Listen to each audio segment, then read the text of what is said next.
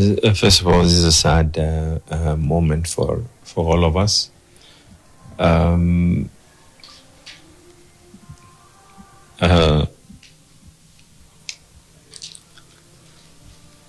Just yesterday, before I traveled, I had some work,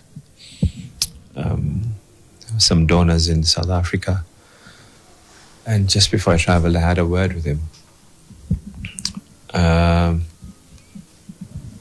We were just discussing generally about a number of things, and he was in very high spirits, extremely high spirits.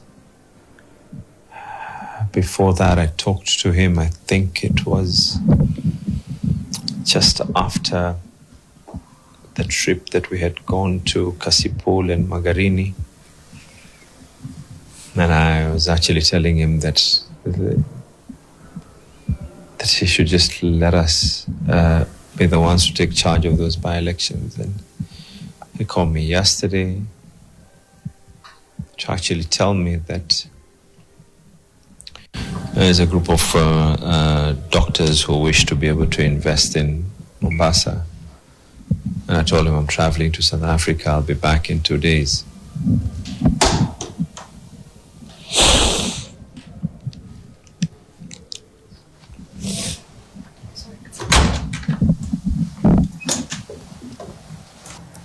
Must be incredibly difficult for Swamad, and we pray for blessings and comfort for him as well as everyone else who is directly and personally affected by the death of Raila Odinga. He has been, like has been said, a mentor to many. He's been a leader, guiding lights to many people, and so we condole with him as well as as we hope for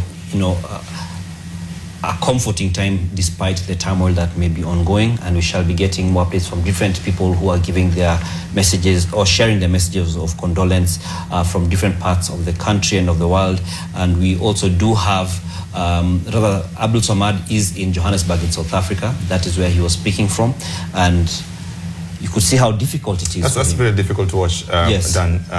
But just speaking to what I think we've passed on in the morning, that Raila wasn't just this sort of huge figure, party leader, politician. He was also very personal. And I think you could just tell from Abdul Swamad the kind of personal relationship he had with the man went beyond him being a party leader. And it goes to show that how difficult this moment that we're experiencing is going to be. Yes, we're seeing now people on the streets.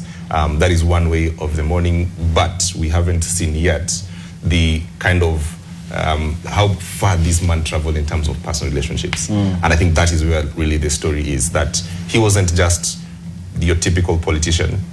He was those things. He was a former prime minister, yes, former member of parliament, ODM leader, father, all those things, but also he was a very caring man that cared about his personal relationships, as Philip has just said about, him and his son. And everyone who's met him would tell you almost a personal story, a connecting story of, because he cared. He really cared. That was not a ploy, wasn't a small screen.